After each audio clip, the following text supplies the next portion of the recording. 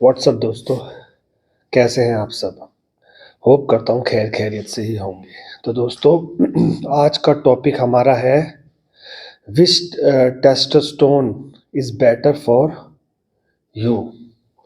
कौन सा ऐसा टेस्टोस्टेरोन है कि जो हम आइडेंटिफाई करेंगे, यार ये जो टेस्टोस्टेरोन है ये मेरी बॉडी के लिए सूटेबल रहेगा, इससे मुझे रिजल्ट्स आएंगे। तो ये कैसे पता लगेगा? आपके सामने साइपोनेट भी है, आपके सामने एनथेट भी है, प्रोपोनेट भी है। तो आप अपनी बॉडी को देख के ये कैसे अंदाज़ा लगाएंगे कि ये वाला टेस्टोस्टेरोन मेरी बॉडी के लिए कारगर साबित होगा। तो आज इस वीडियो के अंदर दोस्तों यही जानेंगे कि कौन सा टेस्टोस्टेरोन हमारे लिए बेटर है। देखो, क्या तरीका है कि टेस्टोस्टेरोन को आइडेंटिफाई करने के लिए कि ये टेस्टोस्टेरोन मेरे लिए सही रहेगा। तो उसका तरीका दोस्तों ये है कि आपको पता होना चाहिए कि आपका फिलहाल बॉडी फैट परसेंटेज कितना है। ओके, पहला तरीका तो ये। दूसरा, आपको ये पता होना चाहिए कि आपका बॉडी वेट कितना है, ठीक है। और तीसरा ये कि आप पर कौन सा टेस्टोस्टेरोन सूट करेगा। फॉर इंस्टेंस मैं एग्जांपल के तौर से समझाता हूँ आपको। मान लीजिए आपका बॉडी फैट परसेंटेज है 20% या 22%, ठीक है। तो आप कौन सा टेस्टोस्टेरोन यूज़ करेंगे, ठीक है। या आपका बॉडी फैट परसेंटेज है 12, 14, 15, तो आप कौन सा टेस्टोस्टेरोन सेलेक्ट करेंगे अपनी ट्रांसफॉर्मेशन के लिए, ठीक है। देखिए दोस्तों, मैंने ऐसे बहुत बंदे देखे हैं 90 किलो के हैं तो भी गेनिंग स्टैक को ही यूज़ करते हैं। उन्हें मतलब ही नहीं है डेफिनेशन वगैरह सब। वो कहते हैं कि मुझे और बल्क चाहिए अपनी बॉडी में। और मैंने ऐसे बंदे भी देखे हैं कि 70 किलो के होने के बावजूद भी वो ये चाहते हैं कि मुझे और कटिंग करनी है और श्रेडेड दिखना है। तो दोस्तों, कहीं कुछ हद तक ये अपने पे भी डिपेंड करता है कि हमें क्या चाहिए। लेकिन मैं एक मोटे मोटे तौर पे बात करूंगा कि एक सही तरीका क्या है सिलेक्शन का, कि हमें टेस्टोस्टेरोन को किस तरह सेलेक्ट करना है। मान लीजिए हम 80-85 किलो पे हैं और हमारा बॉडी फैट परसेंटेज है 22, तो डेफिनेटली हम कटिंग की तरफ जाएंगे। लेकिन अगर हमारा बॉडी वेट है 60 किलो दोस्तों, और हमारा फैट परसेंटेज है मान लीजिए 12 मान लीजिए या 14 मान लीजिए, तो डेफिनेटली हम गेनिंग की तरफ जाएंगे, है ना। इतनी तो समझ हमारे में अंदर होनी चाहिए। तो इस चीज को ध्यान में रखते हुए ही हम डिसाइड करेंगे कि हमें क्या सेलेक्ट करना है। ये अपने जहन में डाल लो। जो दोस्तों ये दोनों ही टेस्टोस्टेरोन जो मैंने अभी आपको बताई, ये दोनों बिल्कुल ही सिमिलर है। वैरी करता है बॉडी टू बॉडी कि कौन सा टेस्टोस्टेरोन किस बॉडी पे वर्क करेगा। फॉर इंस्टेंस कि मान लीजिए एक बंदा 80 किलो का है, ठीक है, उसने टेस्टोस्टेरोन साइपोनेट चलाया।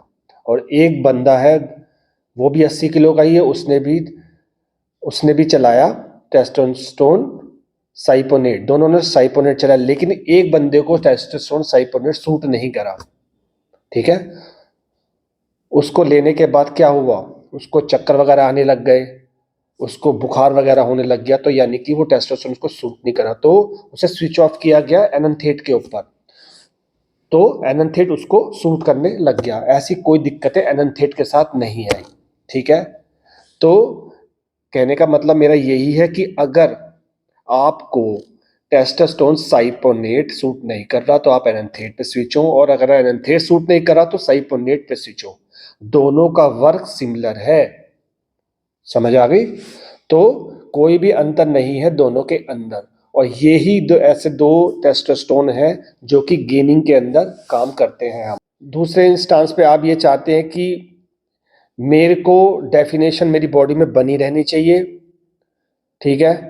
तो मुझे बिल्कुल कटिंग वाली बॉडी चाहिए, रिप्ड बॉडी चाहिए। तो उस केस के अंदर हम यूज करेंगे प्रोपेनेट को।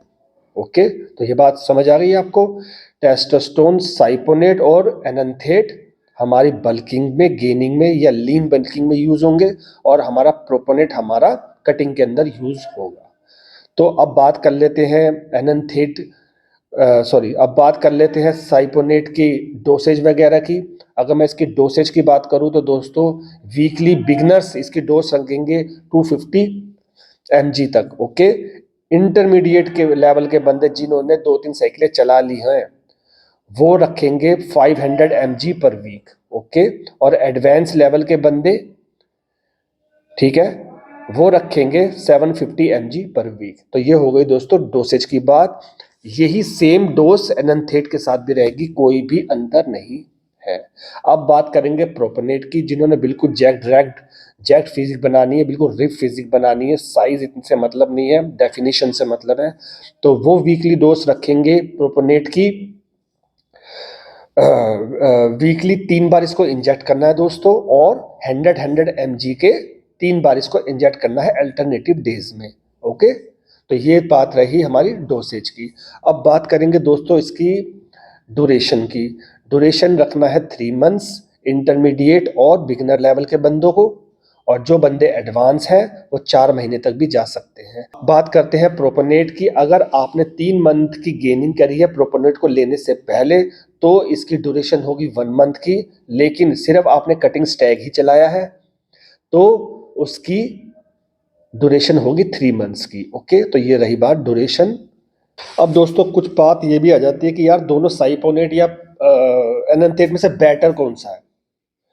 दोस्तों देखो, बेटर दोनों ही अच्छे ही स्टेरॉयड हैं, इन तक केवल इसमें कॉस्टिंग का आ जाता है, क्योंकि साइपोनेट थोड़ा सा एनंथेट से कॉस्टली है और एनंथेट हमारा बजट फ्रेंडली है, इसलिए भी हम गेनिंग टाइम के अंदर एनंथेट को ही ज़्यादा प्रेफर करते हैं। ओके, अब हम बात करेंगे ये कौन यूज़ कर सकता है और कौन यूज़ नहीं कर सकता। जिसको भी कोई अगर मेडिकल इशू है, ठीक है, तो वो इसको बिल्कुल भी यूज़ ना करे। पहले अपने डॉक्टर वगैरह से कंसल्ट कर लें, अपनी बॉडी की करंट कंडीशन अपने कोच को दिखाएं, तभी आप इसको यूज़ कर सकते हैं। और जिसे किसी भी तरह का इशू नहीं है, हेल्थ इशू, तो डेफिनेटली वो यूज़ कर सकते हैं। तो दोस्तों ये थी तीनों टेस्टोस्टेरोन की इंफॉर्मेशन मेरी आपके लिए। होप करता हूँ सारे पॉइंट्स कवर कर दिए होंगे मैंने इसके अंदर।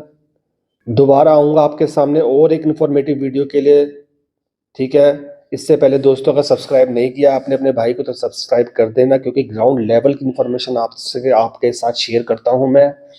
होप यही करता हूँ कि सारे पॉइंट्स इसके अंदर कवर करूँ और अपने भाइयों को नॉलेज दूँ ज़्यादा से ज़्यादा, क्योंकि इस चीज़ का वो लुफ्त उठा सकें और अपने कैरियर में आगे बढ़ सकें दोस्तों, ठीक है। तो आऊँगा फिर आपके सामने। Till then stay healthy, stay fit, love you.